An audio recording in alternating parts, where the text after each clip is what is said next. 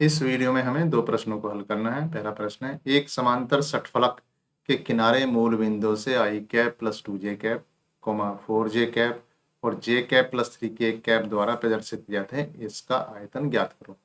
दूसरा है, यदि a बराबर i cap minus j cap minus 2k cap, b बराबर 3i cap plus 5j cap plus 6k cap और c बराबर minus i cap plus 4j cap plus m k cap, तब m का मान ज्ञात करो ताकि तीनों सदिश समतली हों।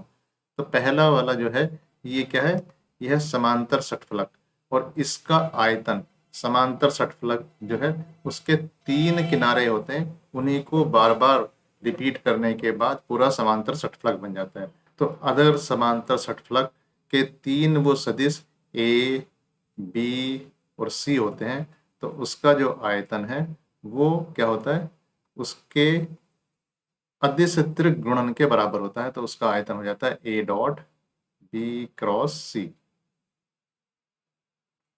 यहाँ पर ए क्या है, यहाँ पर ए है तुम्हारा आई प्लस 2j, बी क्या है, यहाँ पर बी है 4j, यहाँ पर सी क्या है, यहाँ पर सी है जे कैप प्लस 3k कैप। अब देखिए यहाँ पर चूंकि ये इसमें सिर्फ एक ही पद है, इसे दोबारा से लिख लेते हैं। ये आई कैप कितना है, ये है i cap plus 2j cap plus 0k cap. इसे भी ऐसे लिखते हैं, 0i cap plus 4j cap plus 0k cap. इसके अलावा 0i cap plus j cap plus 3k cap. अब देखिए यहाँ पर a dot b cross c, a dot b cross c, a dot b cross c निकालने के लिए क्या करेंगे, हम एक वर्ग बनाएंगे सारणी और तीनों जो सदिश राशि हैं इनके आई जे के गुणक को हम इसमें लिख देंगे, उसके बाद इसका मान निकाल लेंगे। तो पहले वाले में क्या है 1 2 0, दूसरे वाले में क्या है 0 4 0, तीसरा क्या है 0 1 3। तो इसका जो मान होगा उसके लिए पहला ये लेंगे, पहला क्या है 1 है, 1 के बाद बचा हुआ जो सारणिक है वो कितना 4 0 1 3, 4 को 3 से गुणा करेंगे तो कितना आएगा 12 माइनस 0, फिर माइनस लेंगे, माइनस का क्या लिखा जाएगा 2, माइनस का 2 लिखने के बाद ये वाला जो ये वाली रो ये कॉलम ये गायब हो जाता है, तो बाकी जो है कितना है 0 माइनस 0। इसके बाद कितना आता है, इसके बाद आता है प्लस 0। अब चूंकि प्लस 0 है तो यहाँ इस ये लाइन साफ हुई, ये लाइन साफ हुई, इसके बाद 0 माइनस 0, तो ये कितना जाता है, ये भी 0 हो जाता है, ये भी 0 हो जाता है, तो इसका मतलब ये जाता है कितना 12। तो ये आयतन हो जाता है 12। अब यहाँ पर कुछ दिया नहीं हुआ मीटर, तो इसका मतलब 12 मात्रक कह सकते हैं। ये एक और तरीका है निकालने का, हम ये ना लिखें, हम यहाँ डायरेक्ट निकाल दें। ऐसे भी निकल सकते हैं कि बी क्रॉस सी निकालें, पहले बी क्रॉस सी। तो बी क्रॉस सी निकालने के लिए क्या करेंगे, बी लिखेंगे, ये है 4j क्रॉस कितना j cap plus 3k cap. अब ये कितना होगा, ये हो जाएगा 4j cap cross j cap plus 12j cap cross k cap. J cap cross j cap कितना हो जाएगा 0 plus 12 j cap cross k cap हो जाएगा कितना, ये उसी क्रम में है तो ये हो जाएगा आई कैप। अब इसका क्या करेंगे, ए के साथ अदिश गुणन करेंगे, ए डॉट बी क्रॉस सी। अब ए डॉट बी क्रॉस सी करने के लिए ए कितना है, ए है आपका आई कैप प्लस 2j कैप, इसका डॉट या अदिश गुणन करेंगे किस कितने के साथ 12 आई कैप, 12 आई कैप के साथ इसका जो अदिश गुणन होगा तो वो कितना आ जाएगा, ये आ जाएगा 12, जे तो 0 ही है इधर, तो आ जाएगा 12। तो आयतन कितना आ गया 12 मात्रक। तो जब इसके जो घटक हैं पूरे घटक ना दे रखे हों, एक या दो घटक दे रखे हों, तो दूसरे तरीके से या कह सकते हैं सिंपल जो तरीका है बिना सारणी वाला तरीका, उससे भी निकालना आसान हो जाता है। तो इस तरीके से इसका जो आंसर या उत्तर कितना आता 12 मात्रक आता। दूसरा सवाल देखते हैं, यदि ए बराबर इतना, बी बराबर इतना, सी बराबर इतना, तो एम का मान करो जब तीनों सदिश समतलीय हों। मतलब क्या कहने का है, समतलीय कहने का मतलब क्या है। अब देखिए हमारे पास क्या था, ये समानांतर षटफलक था। किस ढंग से, समानांतर षटफलक कुछ इस ढंग से था,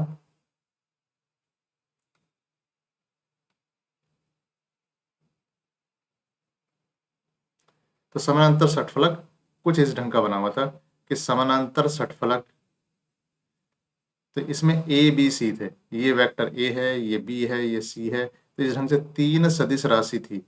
अब क्या होगा, अगर मैं इसे थोड़ा सा तिरछा कर दूं तो ये क्या होगा, इसका आयतन कम हो जाएगा, और तिरछा करूंगा और आयतन कम होगा, और तिरछा करूंगा और आयतन कम होगा, और इसे बिल्कुल ही इसी तल में ले आऊं तो इसका आयतन कितना हो जाएगा, 0 हो जाएगा। और उस समय ये जो ए सदिश है ये बी और सी के तल में ही होगा। तो ए सदिश जब तक इसके तल में नहीं है तो इसका आयतन कुछ आ रहा है, और जैसे ही ए को घुमाते घुमाते घुमाते मैं इसके तल में ले आऊंगा तो इनका आयतन क्या हो जाएगा, 0 हो जाएगा, और ये एक ही तल में हो जाएंगे।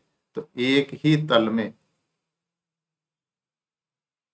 होने की शर्त क्या है, एक ही तल में होने की शर्त, या कह सकते हैं समतलीय होने की शर्त क्या है कि ए डॉट बी क्रॉस सी कितना होना चाहिए, जो कि आयतन है वो होना चाहिए 0। अब जो हमारे पास घटक है उसे लिख देते हैं। ए कितना है, ये है आई माइनस जे प्लस 2k। इसे ऐसे करते हैं, इसे सवाल को आगे ले जाते हैं। तो देखिए इसे इस ढंग से ले जाते हैं, तो ये सवाल हो गया यहाँ पर। तो यहाँ देखते हैं, तो ए कितना है, ये ए है आपका, तो यहाँ पर ए बी और सी इन तीनों को दोबारा से लिख देते हैं। तो ए कितना है, ये है आई माइनस जे माइनस 2k। फिर बी कितना है, बी है 3i plus 5j plus 6k। इसके अलावा सी है कितना, माइनस आई प्लस 4j प्लस mk। अब देखिए ए डॉट बी क्रॉस सी हमें ये चाहिए, और हमें इसको किसके बराबर रखना है, हमें इसको रखना है किसके, 0 के बराबर। मतलब यहाँ ए डॉट बी क्रॉस सी कितना होगा, इसे डिटर्मिनेंट से निकालते हैं। ये कितना होगा, जो भी होगा उसे 0 के बराबर रखना है। तो ये 1 - 1 ये कितना है, 3 5 6। ये कितना है, -1 4m। देखिए इसे सोल्व करते हैं, तो ये कितना हो जाएगा, ये हो जाएगा 1, इसे पहले से लेंगे, 5 को m से मल्टीप्लाई या गुणा करेंगे तो कितना आ जाएगा 5m। 6 को 4 से गुणा करेंगे कितना आएगा, 24 माइनस के 24 ब्रैकेट बंद। इसके बाद ये -1 है और -1 पहले से था तो ये +1 हो जाएगा। इसके ये लाइन साफ हो जाएगी, नीचे एक कॉलम साफ हो जाएगा। तो 3 से m से गुणा करेंगे 3m, 6 को 1 से गुणा करेंगे -6 तो ये +6 हो जाएगा, और ये कितना हो जाएगा, -2 आएगा उसके बाद। इसके बाद 3 को 4 से गुणा करेंगे तो 12, और 5 को 1 से गुणा करेंगे -5, जो कि यहाँ जाके कितना हो जाएगा, +5 इक्वल टू 0। अब देखिए यहाँ पर, यहाँ कितना है, 5m -24 प्लस 3m प्लस 6, ये 12 और 5 17 और दूनी 34 -34 इक्वल टू 0।